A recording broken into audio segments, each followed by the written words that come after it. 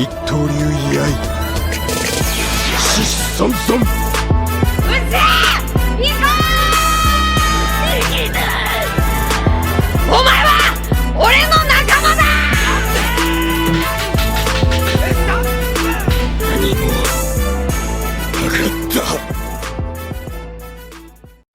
Hey guys, welcome back to another video. So it's currently around 10:30 PM on the 3rd of November, and I've just seen One Piece film Red Dead. Finally, after months and months of waiting, and it came out ages ago in Japan, but finally today, this is the day one release in Australia, and I've finally seen it.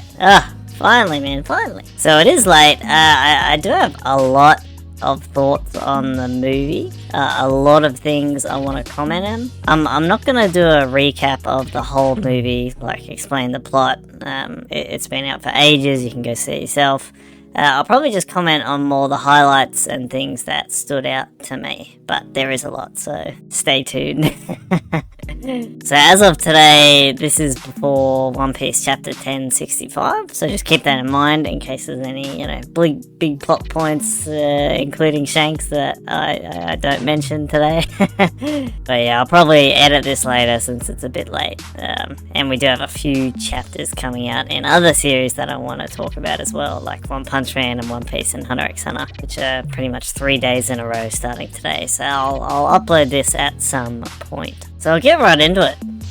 Overall, I thought the movie was great. There were definitely some things that either annoyed or confused me, but collectively it was very entertaining. Like, I was interested the whole time. I thought the pace was good, the animation looked great, and I noticed it was Toei animation, so they can do really good animation with very fast pacing if they want to, but yeah.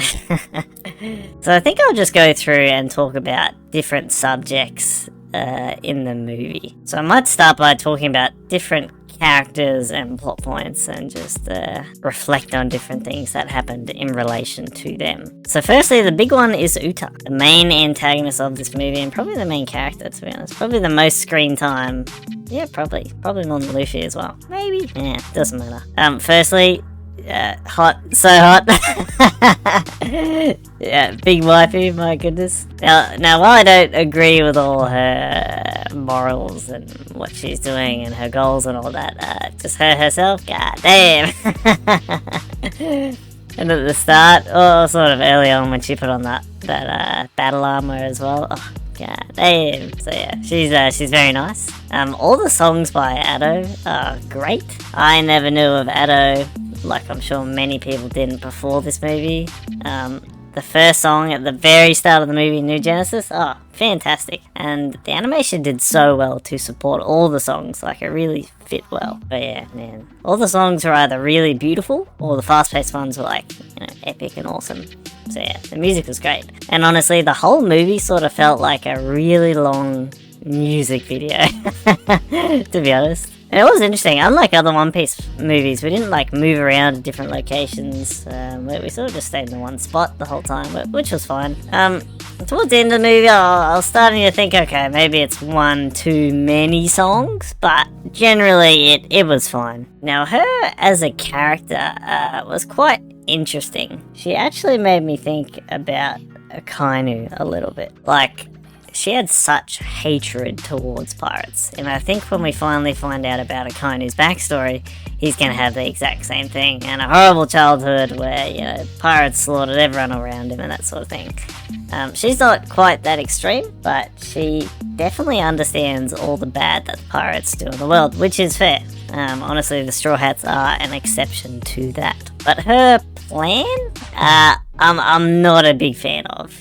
And for those who have seen Naruto, it gives me big Madara or Obito vibes, like infinite Tsukiyomi, pretty much put everyone in a dream world where they'll be happy forever, but they essentially die, it's not real. I get the idea, but yeah, pretty much the same thing. And as the Five Elders said at one point in the movie, she's pretty much gonna kill 70% of the world. That's a bit extreme, to be honest. And even the civilians start turning on her when they were all debating at the concert. Like, some of them have things they want to go back to, you know, things they've worked on, other family that didn't come, blah blah blah. Not everyone wants to live in this fantasy world. What I didn't like was when they start making some good points, you just like turn them all into dolls and items, like in the dream world. So they couldn't even live peacefully, they got turned into dolls anyway, so it sort of made her previous statement redundant. It was a bit like sugar, you know? So, which would mean they died in the real world, and in the dream world, they're just like a toy who can't do anything. Like, where's the happiness in that? You know, they're dead. So, yeah, I didn't fully agree with why she was doing what she was doing, to be honest. And even after she learned the truth, it took her a second to really change her mind, and she was a bit hesitant still, and then she got took over by the big Demon King thingamabob, but yeah. Now, Uta's Devil Fruit, that thing is OP. My goodness. Like, when she's in the dream world, she can do anything, and she seems practically unbeatable. She can make anything. She can make water, weapons, food. Seems like she can spawn an infinite amount of soldiers, and she can make people young again, just like Bonnie can, or that other filler chick from One Piece film Z, or One Piece Z. So yeah, she's pretty damn OP in the dream world. And I guess the strength of her in the real world is if you hear her song, then you get put into the dream world, and then, you know, she's pretty much undefeatable in the dream world, and in the real world she could just stab you, you know. And another bonus is, whoever she has trapped in the dream world, she can obviously control their bodies in the real world, as we saw with her sort of zombie soldiers. And if she has strong people like Law or Oven fighting on her side, that's very advantageous. I do wonder why she didn't get the Straw Hats to fight for her, like against the Marines or Shanks. That was definitely a missed opportunity. I wonder if she could make Luffy power up as well. Bit of a question mark. But yeah, collectively her fruit was like an overpowered version of a Pooh's fruit. It was very similar. Hers was the Sing Sing fruit, I believe they called it. But yeah, definitely like an upgraded version of a Pooh's. I wonder when she got her devil fruit. Like, we find out she had it as a kid, so I guess she must have picked it up when sailing with Shanks at some point. Yeah, anyways. In terms of power scaling, she's like Yonko level, dude. She's so strong. Now, obviously, filler movies aren't good for power scaling. There's a lot of inconsistencies. This movie wasn't great for Admiral fans. Like, they didn't really do anything against Uta or Shanks in this movie. But she was literally, like, taking on multiple Yonko crews or Yonko crew members at the same time. Like, the Straw Hats, the whole Straw Hat crew gets defeated by her. She was taking on Big Mum's, you know, soldiers, Oven, Brulee. She was fighting against Law, the Marines. At one point, she was fighting against two different Yonkos in two different worlds, albeit she did get taken over by the Demon King as well. It did suck to see the Straw Hats all losing, like Zoro, Jinbei, Sanji especially, right at the start. And Luffy got beaten multiple times in the movie. Like, I don't like seeing the Straw Hats take L's. It seems to be a very common trend in pretty much every One Piece movie. Like, they all get beat up at the start, and they don't go all out at the start, and then by the end they're all, you know, using their strongest abilities and stuff. It's just a bit cliche, and that has annoyed me in other movies. I've mentioned that in some other videos before as well. I guess one thing I could say to defend Luffy in that respect is that to be fair, he never wanted to fight Uta. So he was a bit reluctant to go all out until, you know, the Demon King came out. Although he still did get knocked out once by the Demon King, so yeah. Multiple L's by Luffy in this movie. Now with Uta, we do learn she is not actually Shanks' biological daughter. And it turns out that she is of a special family called the Figarland family, which is what the Five Elders say. I wonder if that's canon. You could use this to speculate that Shanks might actually be a celestial dragon, but since he's not her biological dad, that argument isn't very strong. But yeah, so we don't really know much about the Figarland family at the moment. Who knows? Shanks found her somewhere and, yeah, took her in. And this all ruins the theory about Makino being the mother of Uta with Shanks. But yeah, guess that theory goes out the drain.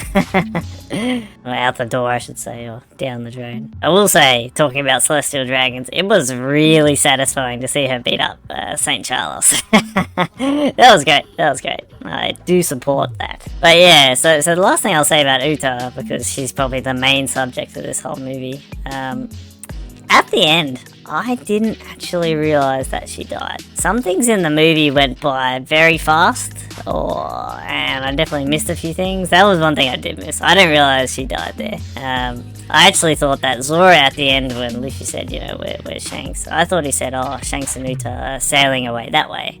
So I actually thought she survived, so I was like, oh, you know, imagine if we see her later on, how cool would that be? And right before I started recording this video, I went over and skimmed the plot, you know, just on Wikipedia or whatever, just to jot down some notes about things I wanted to point out. And it was like, yeah, you know, there was a casket on Shanks' ship and she died at the end, and I was like, geez, I did not look at that. So yeah, she dies. I think they could have made that a little bit clearer, but yeah, so rest in peace indeed to Uta. Now moving on, the time frame of the movie honestly doesn't make much sense in canon terms, which is fine. It is a filler movie. It's sort of like after Wano, but in a world where Big Mom and Law are okay, or not in battle, or in a volcano at the moment, you know? Like, the Straw Hats have all their abilities from after Wano. Like, Nami has Zeus, Luffy obviously has Gear 5th, we saw Sanji's Ifrit, Jambe, Robin's got her new moves, and so on and so on. But the plot itself is sort of before Wano, but after Whole Cake Island.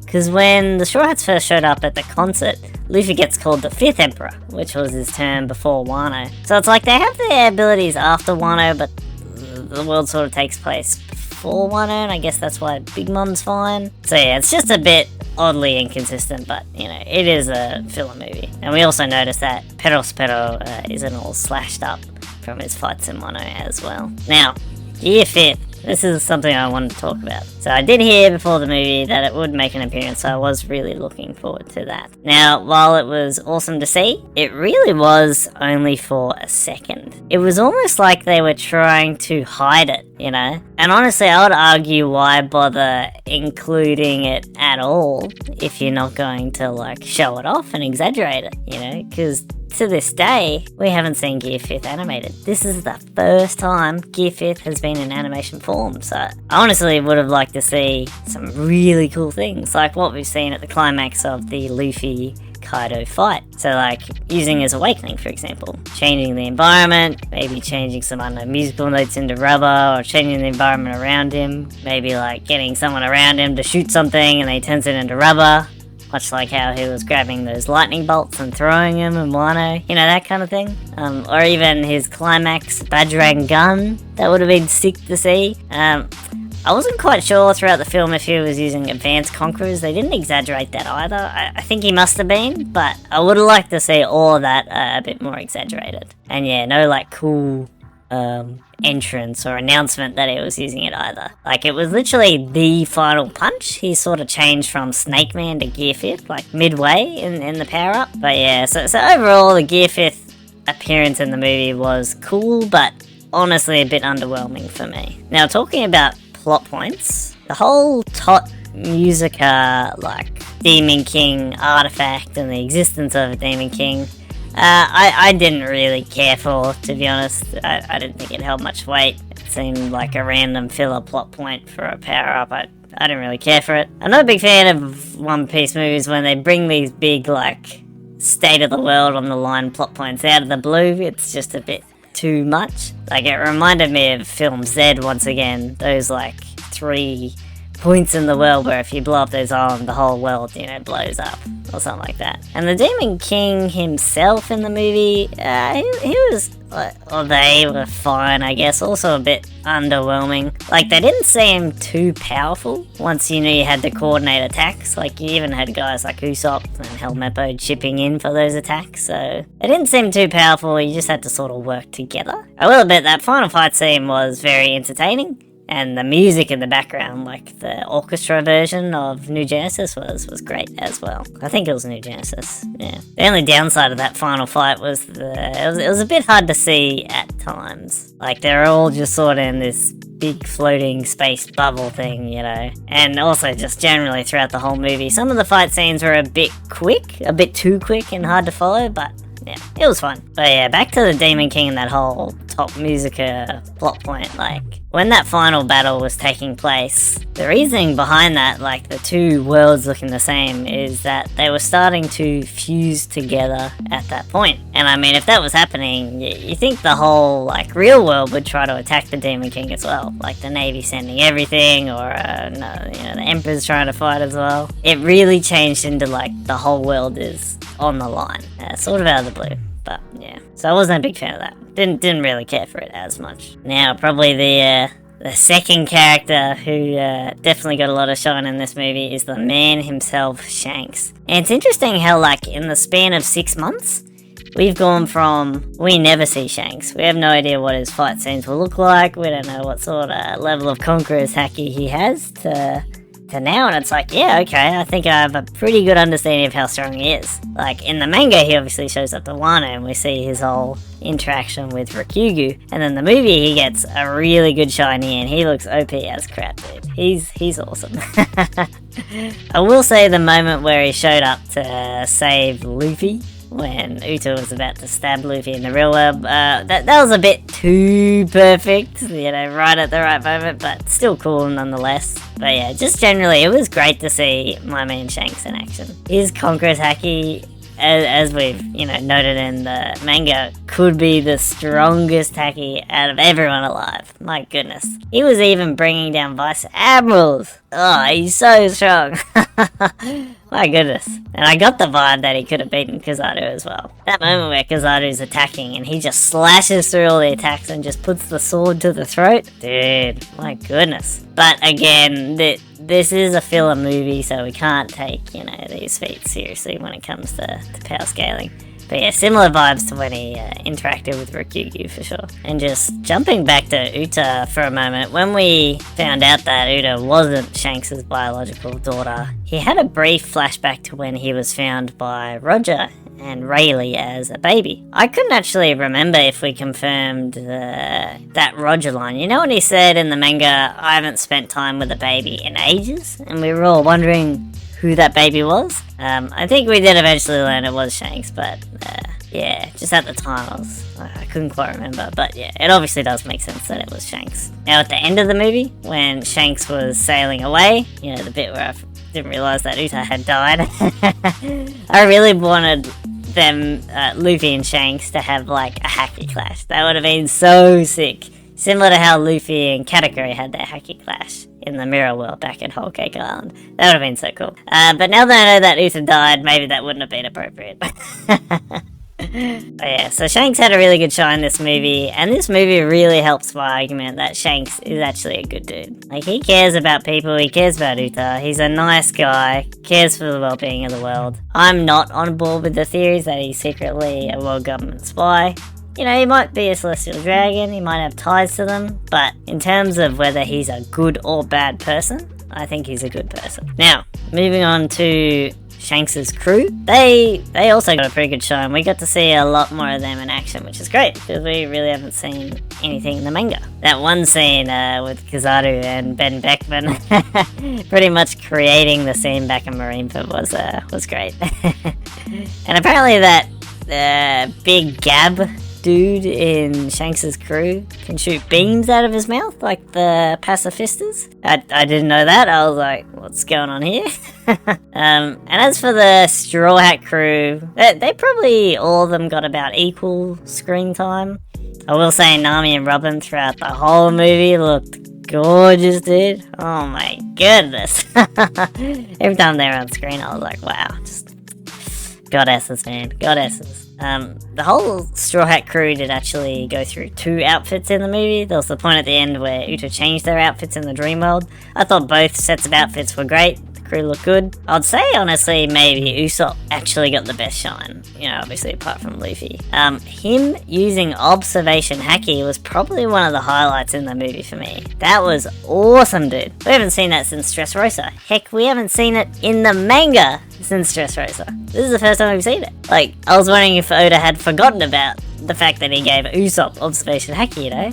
And he was good at it too. That was awesome. And yeah, the link with, like, the observation haki link with Usopp was really cool. Them working together. And their conversation was brief, but really sweet. So I really like that. Now, talking about other characters, one thing that didn't really happen in the early One Piece movies, but has happened a lot in the recent ones like Stampede and Gold, are cameos. And we had a lot of cool cameos in this movie. So one I really liked was Katakuri. We got to see my boy again. It's been too long, dude. It's been too long. Like, in the manga, we saw him get beat by Luffy. And then the next we see of him is in the recent chapter cover series where he's sort of made a fool of getting tricked by Caesar and fighting against Stubborn, which I didn't really like. But yeah, this was a really good representation of him. And it was just awesome to see him moving again. Like, we haven't seen him in the anime since Whole Cake Island. Just the voice and him fighting. Oh, he's so cool, so cool. One of my favourite characters for sure. And there was a pretty good funny moment. The bit where he's like talking about his observation hacking. He's like, oh yeah, you know, I can see into the other world, blah blah blah. And Shanks is like, alright, settle down. You're not the only one who can use observation hacking. That was a great moment. Some more cameos. Blueno and Kalifa got some pretty good screen time, surprisingly. When I saw Blueno, I was like, what the hell? What are you doing here? We haven't seen them, I'm pretty sure, since the chapter cover series, like, post Enies Lobby. Correct me if I'm wrong. But yeah, Blueno was pretty much with the good guys, like, the whole movie. It was so random, you know? And his kid form was funny too. So yeah, just a very odd cameo there. Koby, related, also World Government member, but obviously in the Marines. Koby got a really good shine in this movie. Like, him coordinating that final battle worked really, really well. And honestly, he looked strong at some points. He came in clutch in a few moments. And in terms of intel, he knew basically everything about Uta's Devil Fruit. Like, dude, Koby played a significant role in this movie. He had a great shine. Law and Bartolomeo were expected cameos. It looks like Bartolomeo has like an upgraded version of his barrier. That was really cool to see. I do wonder if it's canon. Oh, it's one of these filler movies. But the upgraded barrier is soundproof. Like that moment where he traps Uta in it. And it made me immediately think of Law's awakened ability in his fight against Big Mom. But also obviously Corazon as well, and his like silence powers. But yeah, so pretty cool. I do wonder if it's canon. On the Marine side, again, it was good to see Fujitora. Again, we haven't seen him in ages. One thing I don't like about filler movies, sometimes character lines are a bit out of character. Like, the part where Kizaru is going to start killing civilians controlled by Uta. Like, Fujitora didn't say anything, and he didn't attempt to stop him at all. And even when some Marine underlings are like shooting innocent people, he didn't really do anything. So that was a bit out of character. I don't think he would actually allow that, considering everything that happened in Dressrosa. Like, we've got a really good understanding of his values now. Otherwise, at the end of Dressrosa, when the Straw Hat and their Grand Fleet were getting away and he had all the rubble, but the civilians started running about, he would have, killed all them as well to take out the pirates, but he did not. The Sunny in human form was pretty cute. I did see posters of that before the movie, so I knew that was coming, but yeah, that was pretty cute. It makes sense now. I was wondering before the film how that was gonna work, but yeah, it makes sense in the dream world. The Sunny didn't really contribute much, but it was just a nice little gag to add to the movie, I guess. Really just acted like a Pokemon, just saying, Sunny? Sunny? And lastly, in terms of cameos, it was nice to see Brulee again. She is nice, and we like her a lot more after the end of Whole Cake Island. Her little sister-brother, I was going to say bromance or cis-bromance with Katakuri, who, as I said before, is one of the greats. And the moment where Sanji dived in to defend her was a cool moment. Love the chivalry coming to a lady's defense. Love to see it. And that's about it for my main comments. I do have a few other things that popped up when I was thinking about this. In the One Piece ads and posters for this movie, Film Red, who's the random chick? This one here. I think it's meant to be Ado, like the artist. I'm not actually sure. I've never really followed Ado before this. But yeah, I saw this image just now, and I'm thinking, okay, I didn't see that character, so yeah, I think it's meant to be Ado. I'm not sure. the end of the movie, the ending credits, they were super wholesome. It was like a slideshow of characters from around the world. It was great to see everyone. And we also, another one that intrigued me was Perona flying somewhere, because as we know, she left Mihawk at the end of the time skip. I think just before the warlord system got abolished. She said she wanted to go see Moria, so maybe she's heading that way. But we actually don't even know if Moria is alive at this point. But yeah, something else I picked up. And my last comment will be that I want to see the movie again soon. I think I'll go see it a second time. Like, it all happened very, very fast. There wasn't really any slow moments in the movie. So yeah, I feel like I'll watch it again. I'll probably pick up some more things. But with that being said, this is already a long video. And I have lots of comments. On a side note, my cinema arrangement sucked, dude. I was grumpy before the movie started. Like, it was a packed cinema. I was at the back. I was actually looking down at the screen, and it wasn't that big of a screen. I was a bit disappointed. And I was in a cinema where, like, they had a super, super widescreen, but the One Piece film red resolution must not be super widescreen, so it was only 75% of that, so it didn't look great. And then also the cinema I was in didn't have surround sound. I'm not sure if that's normal for this movie, if it was designed that way, but it was all coming from the front of the cinema, so I wasn't a big fan of that. So yeah, not the best arrangement for me, but once the movie started, it was easy to get into. So yeah, those were all the main things I wanted to call out, and like I said, there is a lot.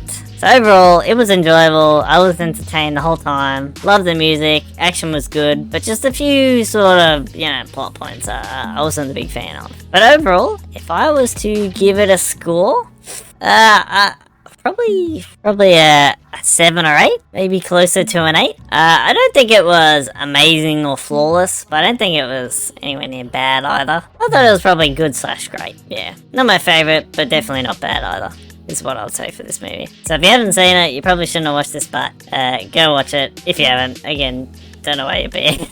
And I will probably go see it again, to be honest. So yeah, that's about it. One Piece Film Red, finally, I've been talking about it for months, dude, and it is finally here in Australia. So happy I've seen it, and I'll probably go to bed in a moment. So yeah, thanks for watching. Let me know what you thought of the movie if you've seen it, and if you have any ideas for future videos or anything you'd like me to talk about, leave a comment down below and I'll give it a go. Otherwise, thanks for watching once again, and I will see you next time. Alright, thanks guys. Cheers.